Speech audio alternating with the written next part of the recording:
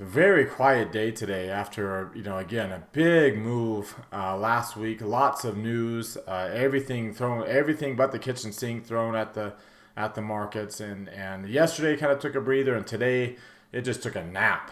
Really not very big of a move at all. And so we'll take a look at kind of how what that's doing to a lot of these indicators as to whether or not, are we moving towards an intermediate decline? Are we still in this intermediate rally, this 3-month long intermediate rally? Are we exhausting it? Is it running out of gas as we head into the next CPI report, which will be kind of the next big thing that people will be kind of watching for from a macro perspective to see whether or not the Fed will raise rates in May or whether they'll raise rates in June, and what kind of impact that will have on the stock markets if those rate cuts cut rates, if those rate cuts get delayed at some point in time. So we'll take a look at big move higher in emerging markets. We'll see in fact, our trade ideas out of the emerging market space, because it was a big breakout move and it's opened up some interesting patterns on the chart. Probably not the trade you think we would do. We'll take a look at taking advantage of the breakout move, but with a different type of trade setup, option strategy. So let's go ahead and get started. Today is Tuesday, February the 6th, 2024. This is the Market Outlook from MarketScholars.com. My name is David Settle. Hey, before we get going too far, I invite you to subscribe to our YouTube channel. This icon here, the red subscribe button down below. Click the thumbs up icon to like our video. Comment on anything that stood out to you today. Join our website at MarketScholars.com for free. Follow me on Twitter for more content between the videos from day to day. And join our Market Outlook Facebook group that we've created. All right, if you're watching us on our blog, check out some of these other things over here on the right, including our Market Outlook live video. I do this at 3:30 Eastern time every day on YouTube Live. And we check out all the trades that we do in these videos to see whether we should stay in them, get out of them or not. Click this heart. It opens up this tab. Hit that like button there. Same thing here. Click this thumbs up icon. It opens up this tab. Hit that like button. Again, it's a really big deal for us. That's why we always ask for the likes and the shares and the retweets and comments, because it gets this content out to all of our followers on those platforms. So thank you to those who like these day in and day out. Our goal is to get to 100 on this. Those who don't, you can do it right now while you're watching with one or two really easy clicks. All right, let's start off taking a look at the S&P 500 with the market forecast indicators. You can see a very smaller range today than we even had yesterday. 22, less than 23 points. The average is 43. So a very, very small range. The intermediate line and market sentiment line are both still in the reversal zone. They're both still falling. The intermediate line is below market sentiment, but again, very, very weak bearishness. Very weak bearishness. Not very much at all. The near-term line, it did continue to roll over. Again, this would be a bearish peak in and of itself because it's not above the 80th percentile. It came out of bearish territory into bullish and then did not get into the reversal zone. But it's also a lower high point than the last one that we had, and the index itself is higher when you look at the corresponding high. So that would be a bearish divergence. So just again, not another sign of weakness. The bearish crossover, the intermediate line, the near-term divergence, all kind of signs. Again, the momentum line is not down to extreme lows. It did get over here, but then we bounced off of that. It's not down to extreme lows right now, so there's no major level of concern there for the S&P 500. And then when you look at the NASDAQ 100, it looks very similar, except without the divergence, right? You didn't get a peak over here. We were a little bit more bearish on the near-term line there. And then, of course, your Dow Jones Industrial Average looks very similar too, coming off of a cluster on Friday of last week, but its intermediate line and market sentiment are both falling. The intermediate line is clearly below. Its near-term line is actually in the lower half of the chart. It's not in bearish territory yet, but it's actually in the lower half of the chart there. And, of course, the Russell 2000 is different than all of them. So when you look at the Russell, it was up today, and the near-term line did rally, but it's still in the lower half of the chart. The momentum line is barely in the bullish territory. It's more bullish when it gets into the upper reversal zone. It really gets things going. So obviously that's not the case right now. The intermediate line's falling in bearish territory, so vastly different scenario here. Dark pink shading and a red line continues to be the case on the Russell 2000. Relative to, if you look at some of the other major indexes like the dollar index, you can see that, again, coming off of its own cluster that we got on Friday, The near term, we have a bullish intermediate posture, and then you have an oversold momentum line and the near term line dropping. So a little bit of a bullish intermediate confirmation signal. This was actually, this is what we had today. So again, oversold momentum line, near term line still up there. So we'll see if we end up bouncing off of that. That would be the expectation. Bonds, long-term bonds, you can see they're in a bearish posture, dark pink shading and a red line with the intermediate line below market sentiment there. Commodities are still in a bearish posture themselves, very strong bearishness here with the intermediate line into bearish territory, but your near-term line did cross up above it. So it's between 20 and 80, and you get across. Of course, the intermediate line is above the market sentiment line because it's so low, because we've been so bearish. So you got, again, small signs of things starting to creep up to the upside. When you look at Bitcoin, it's got a bear tag here after getting a bull tag and starting a little bit of a bearish run with this ETF news.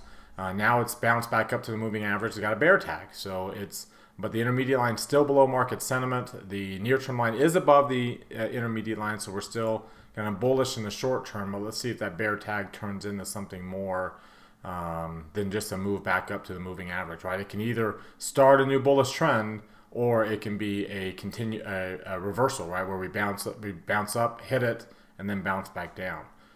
So kind of some of the major asset classes and how they're performing. If you take the big move today was actually in emerging markets.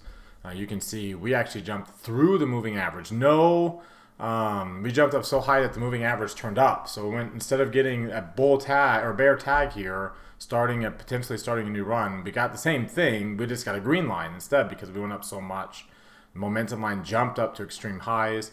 The intermediate line still below market sentiment, but you have a strong move on the near-term line into bullish territory, a big move up above the moving average. So it looks like there's a good opportunity for things to kind of turn around in emerging markets. Of course, the big reason is because of these Chinese stocks up over 5%, almost 6% today. It did get a bear tag today. Again, very good possibility that that's a bear tag that starts a new bullish run. So things might start to turn up for Chinese stocks, which have been really, really bearish, especially here lately. It has not had a positive correlation whatsoever with equities. You can see it's been pretty negative here, especially when you look at it on a 63-day basis here. There we go. Very strong negative. In fact, one of the stronger negative correlations that you'll see that we've seen, let's go back 5 years. One of the strongest negative correlations that we've seen. One of the other times is 2021 when it also came down. The Chinese stocks came down. The S&P kept going up before we went into about a weakness here. And so I think there's an opportunity for Chinese stocks to be bullish here. But if this starts to turn up and back to a positive correlation, which is generally what happens, we're either going to get what's already a strong bullish market get even more bullish, or it's going to be a temporary move higher into a short-term bullish move like we had here before we start to go bearish again. And that's kind of my expectation of what's happening right now with these Chinese stocks. Let's take a look at the long-term chart here, the weekly chart for the S&P 500. Again, a higher close, but still a lower high point. That's something to watch the rest of the week. The PPO still rising, even though we have dropped below the Hakinyashi, still below that. So nothing's changed in that regard. We still have 3 green arrows on the Dow and the S&P. We are still in convergence mode on the Qs. We have 2 green arrows.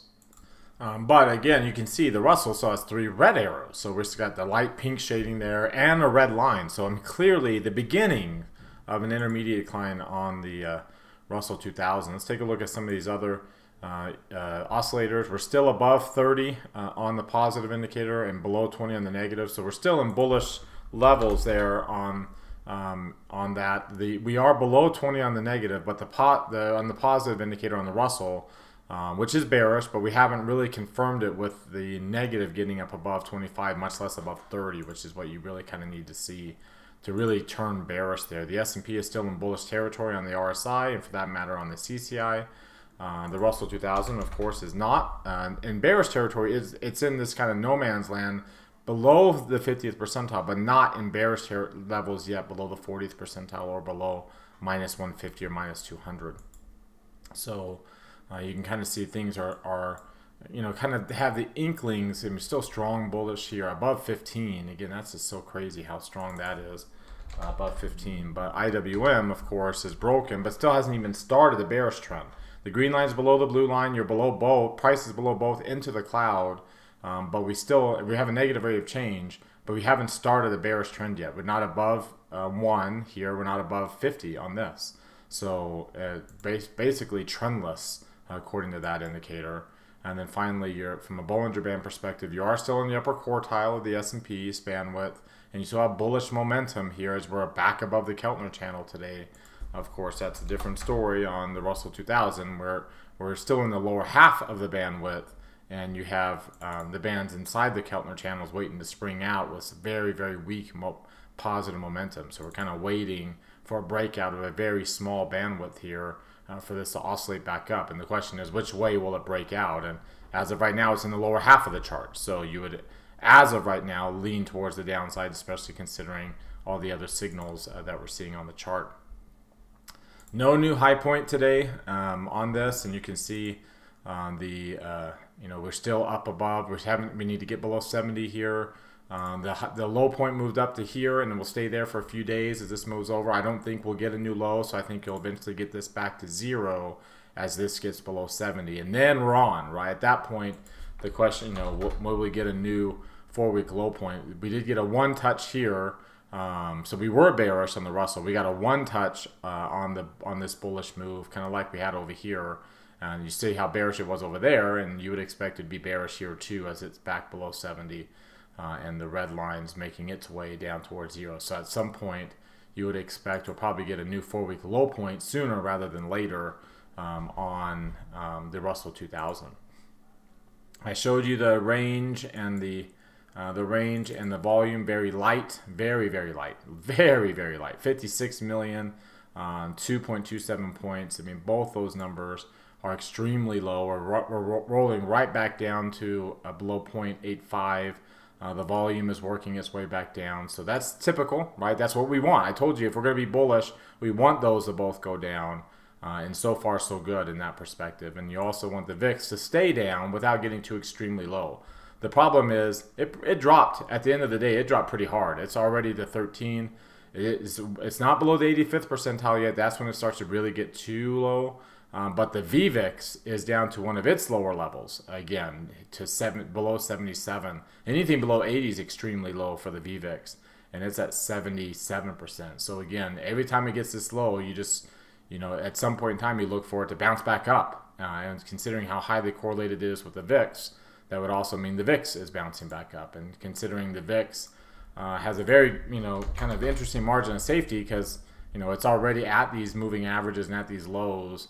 We'll see, how much more downside it has if it breaks this 50-day moving average again and stays down, or do we kind of bottom out here, with these other lows and do the same thing it did before every time the VVIX got extremely low.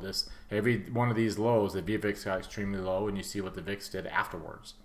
All right, now let's take a look at what's driving a lot of this price action. Again, you can see what's been happening over the last 3 months, but let's just look at today alone, and you see the big move we had today on this chart in emerging markets, right? Big move higher in Chinese stocks, 2.25% on EEM. Other risk, right now, real estate's a risk asset class, has been correlated with the higher end of the risk asset scale lately. At least it did very well today. Bonds were up today. Those are obviously a risk asset class in an inflationary environment like we've been in when it's correlated with the S&P like it has been. And then you can see the small cap index doing really well. And both of those kind of matching returns today. On the other hand, despite the weakness in the dollar and the weakness in yields and and some soft but relative weakness in the commodities, the Qs were down. The Qs ended up coming down 0.2%. You had some interesting moves on TLT. You can see on this chart, you're still below the moving average, but you held so far that point of control for support on TLT. You can see kind of a similar pattern on UUP up to its 50-day moving average. If you look at the DXY, the futures contract, you can see it's actually above its 50-day moving average and above the 200 days. So a good strong move there on the dollar index. But just pulling back a little bit, it's not surprising after kind of a breakout move that you get a little bit of a return move. And I think that's kind of what you've had on bonds and yields. So you've had a kind of a breakdown, and it's a little bit of a pause. And is neither one of these moves, and for that matter in commodities either, because commodities are still rallying. Neither one of those two moves in the dollar bonds kind of changed the trend back to the downside. It was more just we were so bullish over the last couple of days, like when you look at the dollar index here. So when you look at the last 3 days here, but the 3 days prior to that, and if you look at like TNX, the real jump was on Friday, so then Monday. So if I were to look at the asset class comparison chart going back to Friday on this, so it would be on the second, starting on the second, and you can see we had such a big drop in the bonds but we rallied today, but we're still down 3%. We had a drop in commodities, and we're off the lows a little bit, rallying. The dollar was up over those first 2 days, and then we're down a little bit. But again, nothing too major. Some of these, real estate was very oversold. Emerging markets were down, but then rallying today. But really nothing to do with any of this, all to do with what's happening in China. In fact, when you look at the major asset, when you look at these major ETFs, the 12 grid here, you can see China's been the one that's been the most bearish. And it finally kind of broke out today. All these developed markets are all kind of sideways. Other emerging markets, India is just going parabolic here. In fact, when you look at the DMI chart for India, it's about as parabolic as you can be, right? Like you're above 50 again on the positive indicator, not quite below 20 yet on the negative. Your ADX, which had gotten above 40 on this original move, is up, turning up again. So I mean, that's a very, very parabolic move on the ETF, and you can see it's weekly ADX. If I were to go out, like say 20 years on this, that's one of the that is the highest that the weekly is. I mean, look at that return on in India stocks. Really, from almost a year ago, we went from 31 all the way up to 44. That's a pretty decent return for the amount of time, and you can see the parabolic nature of the index. So right now we kind of ride that wave. FXI was the opposite, right? We had some strength on the ADX above 20, but on a bearish case. And then now you can see kind of turning things around this week so far, and definitely turning things around on the daily chart as the positive indicator is moving up and the negative is crossed over to the downside there. Now let's take a look at how the sectors performed, and it's interesting to see here. Let's go to, we'll come over here and come to the sector comparison chart and just look at today. Again, a bullish day, so you think, oh, the major market and the major movers were these tech stocks. Nope, XLK, XLC down, materials were up, real estate was up, healthcare, industrial, some more cyclical areas, interest rate sensitive areas. Again, go back to these last couple of days when the dollar rallied and yields rallied.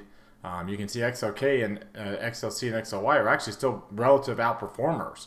Healthcare is up there, industrials is up there too. And then you can see utilities and real estate really lagging with the jump in rates, and materials, staples, other kind of cyclical stocks not doing so well. Dollar sensitive stocks lagging behind.